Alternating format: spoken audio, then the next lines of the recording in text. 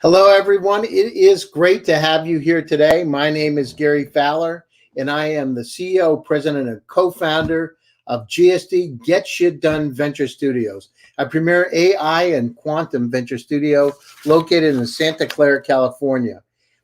It is with great pleasure today that I introduce my friend Stanley Anyetei. Stanley is an incredible entrepreneur, incredible investor with an amazing background from Triodos to Philips to Meisterstrick Center for Entrepreneurship, where he's a visiting lecturer, just an incredible array. And from my standpoint, where we really connected is the impact that he has on the African continent and the kind of things he's doing to make this world a better place for each and every one of us. And with that, I'd like to bring Stanley online. Hi, Stanley. Hey, Gary, thanks for having me on your show. I mean, it's incredible to be part of the journey that you actually currently undertaking with GSD Labs, and thank you very much for having me. You make me sound like a lot of people, but thanks for the introduction. Well, I gotta say, I mean, you got an incredible background, and you're a very humble guy. Talking when we talk about Triodos. I mean, how does it go, by the way? So where were you born originally? Where were you born, in South Africa or Nigeria? Where exactly were you born? Well, that's the funny thing. Originally, I was born in Ghana. I was born in '82 in Ghana. And I think, one of the funny things is that during the late '80s, HIV became quite a big problem in South Africa. And of course, due to apartheid, there was not a lot of Black doctors in South Africa. My dad is a doctor. And, one of the things that he wanted to do was actually come and give a helping hand to some of the HIV patients in South Africa. And we moved to South Africa in about '91. And yeah, I got stuck in South Africa since '91 and just watched my dad actually apply himself towards the whole, social impact vertical, because coming to help people in need is always something that has been in our blood. So yeah, that's what made me come to South Africa. I think about 10, 11 years ago, I went to the Netherlands to do my MBA, and that's where I've been stuck since then. So I can say that I'm a citizen of 3 countries. Wow, that's incredible. So Ghana, then to South Africa, and then to the Netherlands. And, so you have your Master of Science degree from the University of Cape Town and financial management.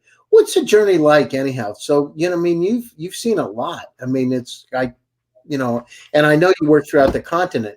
What's the journey been like going from Africa to the Netherlands? And I know you're on the board of Philips and Triodos and, a lot of different things, incredible positions. What's the journey like? I mean, how does it feel? Well, it's been a totally learning experience, to be honest. I think being able to start my early career in Africa made me better understood that the position that we're in and what we need to make a difference. And I think, being fortunate enough to also go and work in the Netherlands allowed me to connect the two. Because as you know, capital normally flows from north to south. And in order to get the right type of capital flowing from north to south, you need to actually demonstrate what the issues are in the south. I think, one of my, I spent some time in Washington, D.C. I was at Georgetown University for a while, and also gave me a different perspective on how, the West, if I can say the United States in the West, actually looks at things. I think, the most important thing is being able to connect the two. Because, Africa is not Europe, it's not America, it's not China, it's Africa. So it is very important that we are able to actually give our narrative to the first world in order to demonstrate the type of funding and the type of, if I can say, help that we need in order to actually cross that boundary. So it's been a good journey, a tiresome journey, but I'm still enjoying it. No, that's great. And, the one thing, my partner Derek was in Nigeria recently, and I got to tell you, most people don't realize, there are over 1 billion people in the African continent and a lot of youth, folks under 35, and the kind of technology, seriously, in terms of artificial intelligence, machine learning, deep learning, fintech. It's world class, Stanley. It's like it's like gold. It's, or diamonds in the rough. It's crazy how many opportunities there are, and it's untapped, and it's so over the last year with the, really democratization of opportunities and the digital transformation, we've been able to reach out with things like StreamYard and Zoom to really be able to connect. And so what do you see? I mean, I see this, from my standpoint, I'm contacted by a lot of the African founders, the investors who really want to go global, right? And they want to take their companies to the global stage. So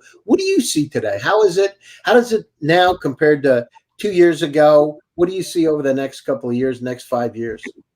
I think one of our biggest challenges about 10, 20 years ago was the lack of infrastructure development on the African continent. But thanks to technology and AI, it's actually become one of our advantage, because we're not held back by an existing infrastructure that we need to change in order to rebuild.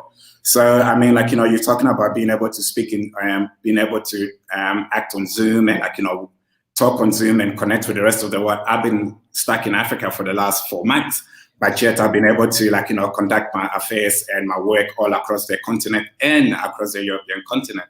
So I think Africa is transitioning. There is no doubt about it. I mean, we had a long conversation on what GSD was actually doing in Nigeria, and for us, that is exactly the type of transitioning that we need.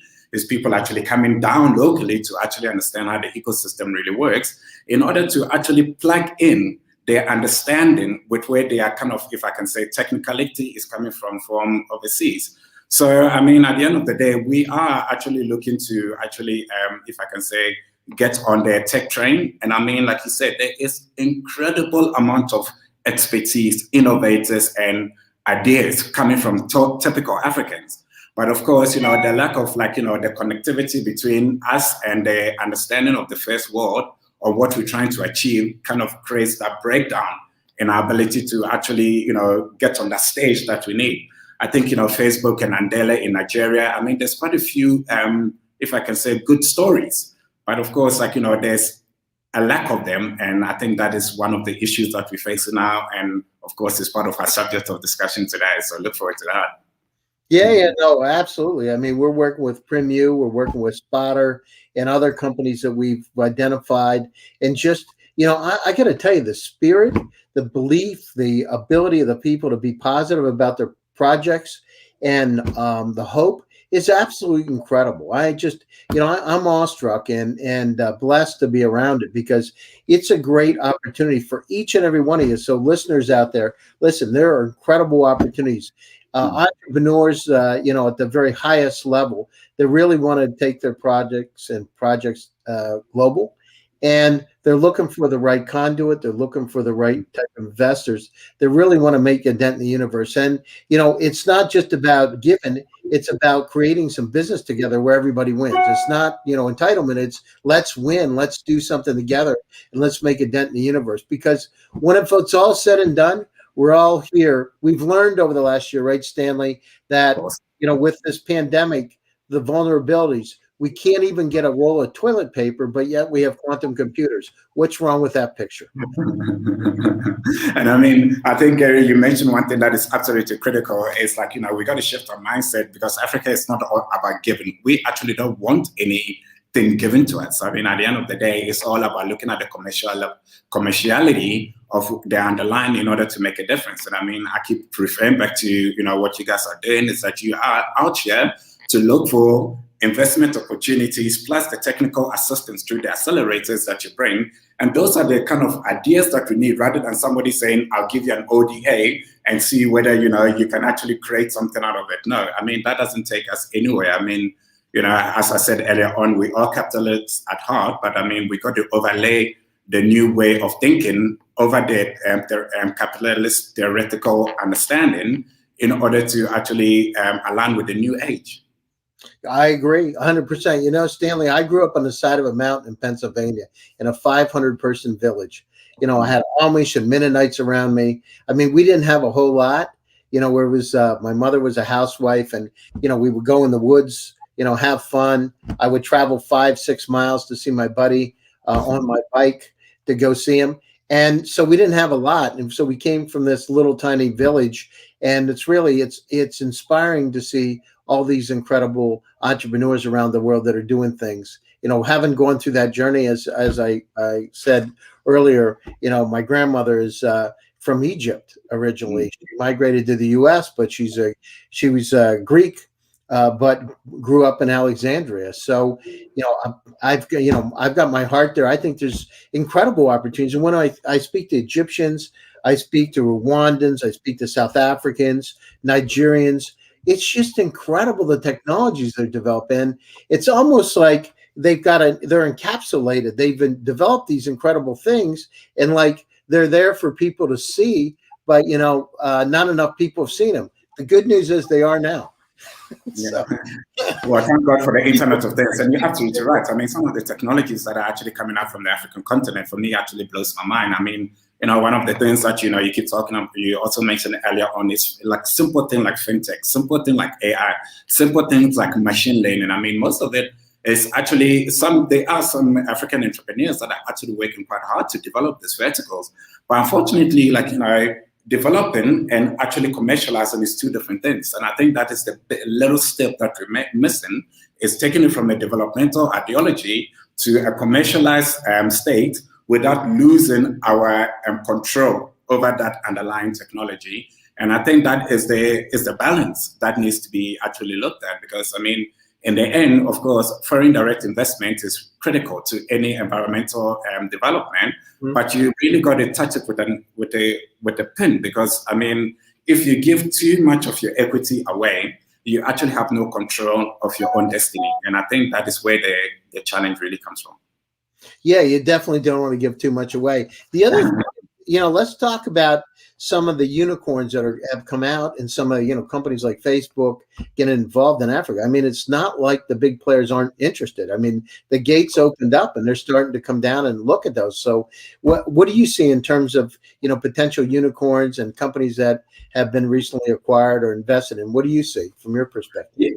Yeah, I mean, if you look at, like you just mentioned, if you look at some of the big unicorns and some of the big tech companies, I mean, at the end of the day, they actually don't innovate by actually coming up with new ideas. They innovate by actually acquiring into new markets. And I mean, like you mentioned, Facebook is a good example. I mean, Google is set up if I can say, an accelerator tech on the continent. And I mean, that's the way that it's actually possible to actually move across, is that at the end of the day, you cannot bring in your own ideology. You actually have to actually acquire. So if you look at some of the entrepreneurs that are in Africa, they're actually looking not to grow, but to actually be acquired in order to be part of the streamline. Because like you, Gary, I mean, everybody wants to be a serial entrepreneur, because, I mean, if you have a lot of ideologies, you can apply it, but you need capital. So if I sell my first one, I'll have enough to actually build my second one in order that I can hold on to it. So I mean, yeah, everybody's doing. I mean, of course, like, if you look at Jumo just came out of Africa, although, like, the Germans will still claim it.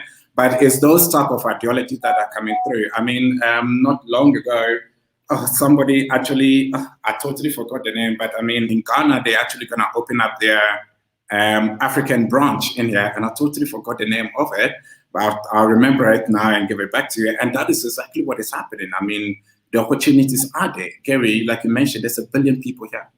There is 1 billion people here.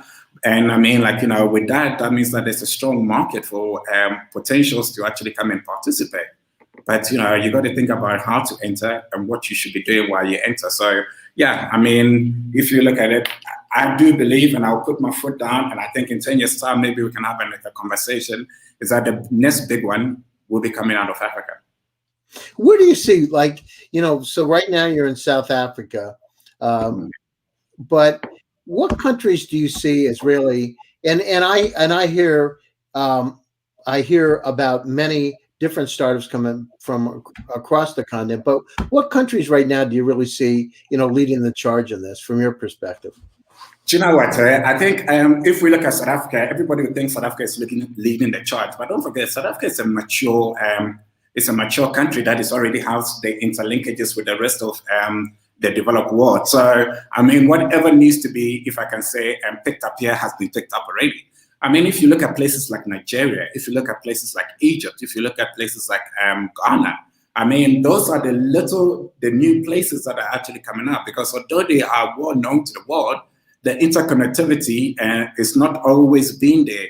I mean, Rwanda is also trying to turn itself around into some form of a hub.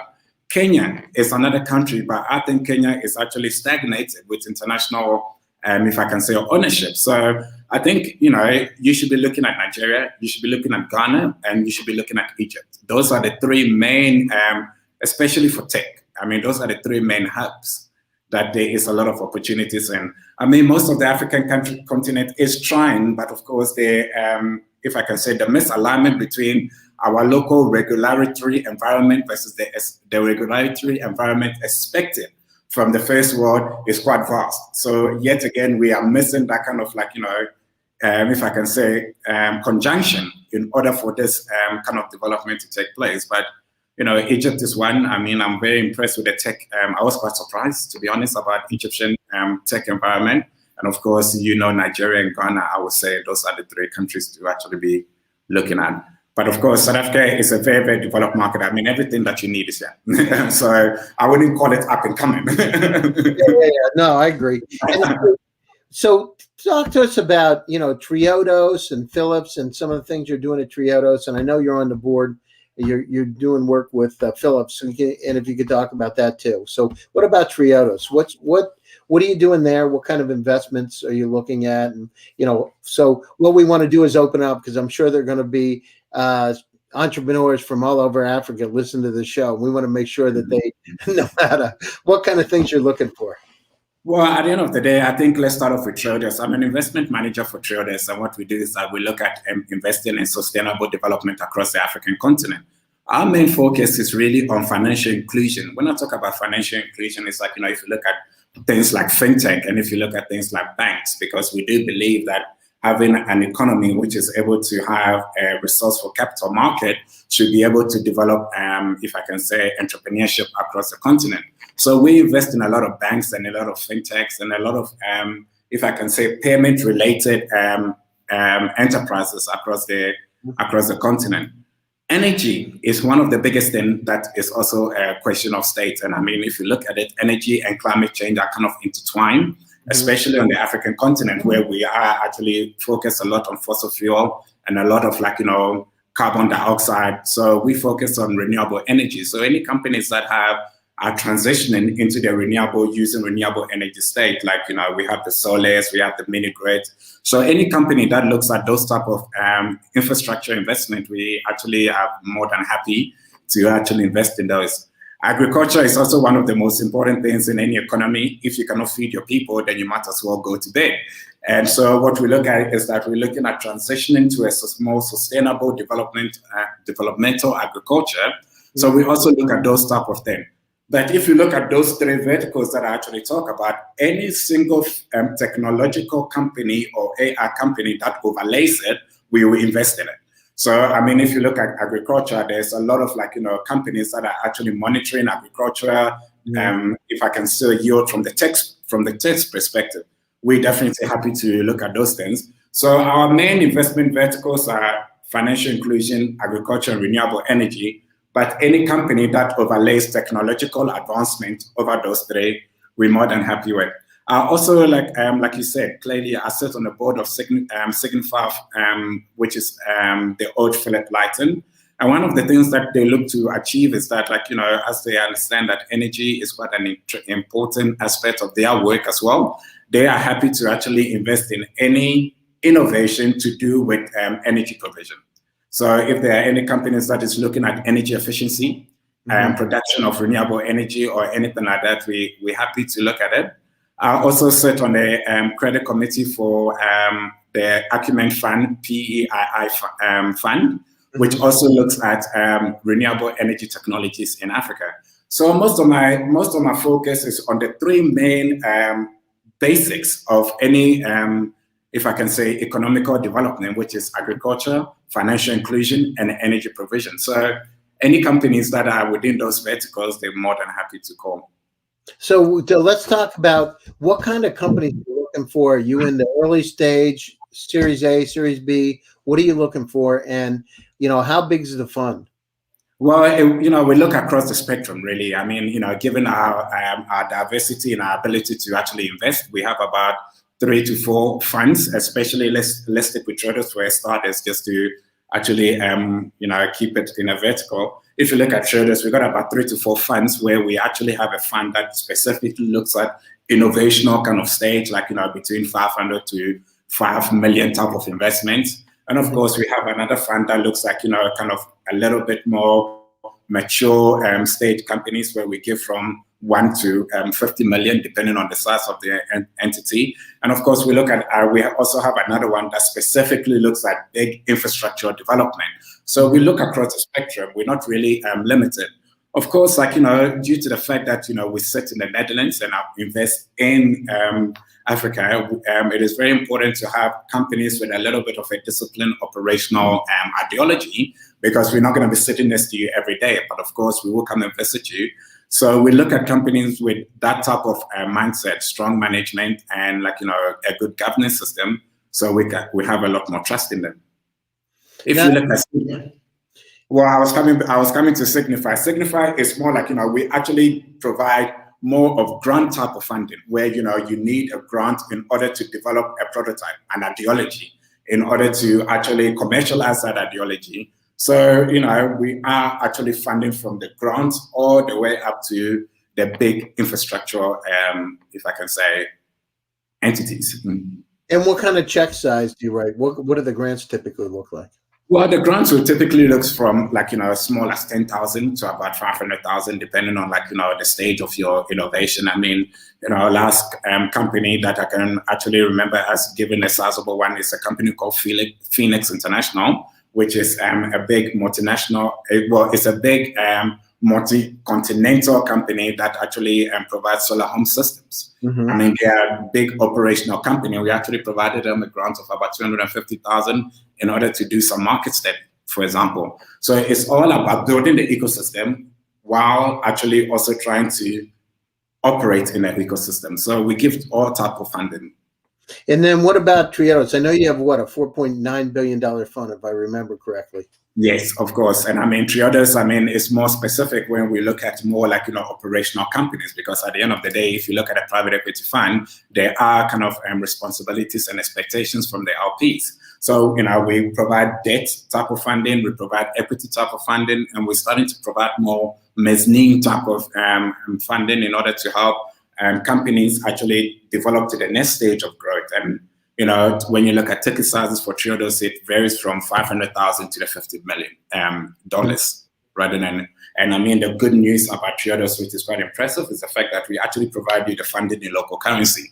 I mean, one of the things that I always don't understand is that you come and provide dollars in an economy where that it's got illiquid capital markets, and very, very risky currency environment. So Triodos actually takes on a lot of risk by actually providing you the local currency, so you can actually just worry about operationality rather than playing the liquidity game to see whether you can repay your loans through currency management.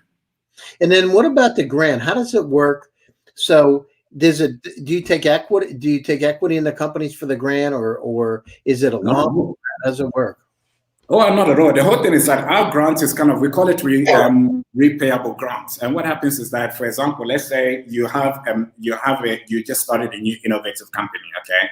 But what you need to do is that if you think about the venture capital type of equity that is provided, that's what our grant is meant to do. The only thing is that if you're successful, we ask you just to pay that grant back. We don't take any shareholding, we don't take any interest, we don't take anything. Unfortunately, if you're not successful, we lose the grant. So for us, it's it's almost free money, but you got accountability if you become successful. It's free money if you fail. Yeah, it's free money if you fail, because then both of us are win, right? That's a great thing. So you want them to pay you back. What's the rate of payback, by the way? How does it? I'm curious. Is it 9? They say 9 out of 10 startups fail. The ones we've been around actually have been a lot more successful. But what do you see? It's just, I'm curious. I'm going to be honest with you. Currently, I was actually speaking to the CEO of the foundation, and currently our payback is about 85 to 90%. Oh, so, that's fantastic, Stanley. Yeah. Oh, that's amazing. That's great.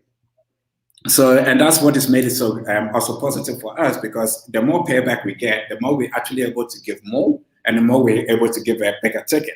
Because, for example, the foundation will get funding from Signify, the parent company, every year, but they only get a set amount of funding. But if we get more payback, that means that set amount of funding is actually bigger, which allows us to actually finance bigger and take more risk. So I think like, for this type of financing actually works for the real startups. And I mean, like, if you look at especially companies coming out of accelerators, I mean, at the end of the day, once you come out of the accelerator, you're not really like, straight into the market where like, you're in touch with your customers and being able to pay back. So what we do is that we provide you the grant as an equity leverage, but we don't take any equity, but I'm just trying to explain how it works. We'll provide it to you as an equity leverage to enable you to hire the right staff and also have the right technology and things like that. Because the most difficult thing that startup face is the length of time it takes them to reach economics of scale. Yeah. Now, if you've got free, we won't call it free money because if you're successful, you have to pay back. But if you got money that has got no requirements to it, it gives you the opportunity to actually try and fail until you reach that economics of scale where you can actually reach your customers. Because that is the difficulty that we face, is that prices are too high for the ecosystem to actually afford it. And you can only lower your prices when your marginal cost is actually low enough for you to be able to make that margin. So I like that type of funding, to be honest. No, that's great. I mean, the thing is, and so, your whole idea is you want to pay it back, right? So Of course. to pay it back, but it's a good thing. No, that's incredible. So, in terms of, over the next 5 years, what kind of technologies do you see? I know we talk about renewable, we talk about fintech, but what kind of things do you see really starting to bubble up and become interesting across the continent? So if you said, what are the top 3 things from your perspective today? Like, is it machine learning or deep learning? Is it, we know fintech is hot, but what else? I mean, there's other things that we hear about. What do you see? I think interconnectivity is key. I really think interconnectivity is key. I think, mobility is also very key. Mm-hmm. And I think if you look at, machine learning is key, but machine learning has to go, especially in Africa, it's got to go hand in hand with the operationality of the labor market. Because as you know, the more machine learning you have, if you don't have, if I can say, a very educated ecosystem, then it's a replacement. But if you have machine learning, because Africa is still transitioning into a very educated ecosystem, we need them to go hand in hand until the labor market can actually focus on building those machine learnings rather than being replaced by them. Mm-hmm. So I think those are the interconnectivity, mobility are the most important thing that we all need right now. Yeah. And so what about 6G? Do you hear much? I know 5G, of course, we talk about it. I think and that's the difficult thing. Things are actually, and the pace of technological advancement, it's also becoming a danger because nobody has the time to actually institutionalize the new technology that is being actually developed, and then you got to move to the next one. Right, exactly. Behind. And I think that, and that's why I keep saying is that we got to kind of draw a boundary around Africa by giving it the time to actually implement. Because right now, before we actually wake up and say, oh yeah, we're already behind. It's almost like Apple development of Apple phones. And I think for us at this moment, 5G should be good enough. 5G should be really, really good enough to get the interconnectivity right. Once the interconnectivity is right and it's laid down, you can always build upon it. But right now, there's no layer.